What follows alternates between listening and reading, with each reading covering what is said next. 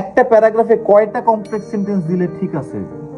কারণ আমার একটা স্টুডেন্ট কানাডা থেকে পরীক্ষা দিছে, তো ওর আগে রাইটিং এ কম পাইছে, তখন ও তারপরে আমার কাছে আয়াস করতে আসছে।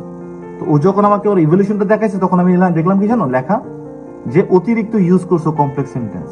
এটা আমি বলছি 2021 এর কথা।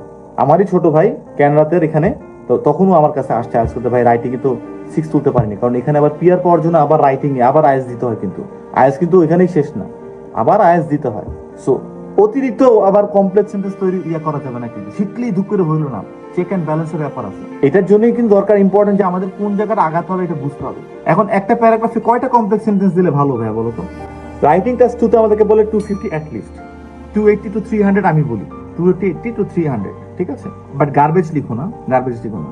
এখন 280 টু 300 যদি তুমি যে লেখো ফর এক্সাম্পল, তাহলে কয়টা লাইন হয়? একটা লাইনে কয়টা ওয়ার্ড লেখো? 10টা ওয়ার্ড লেখো, তাহলে 30টা লাইন হয়। 30টা লাইনের মধ্যে ভাই কয়টা লাইন,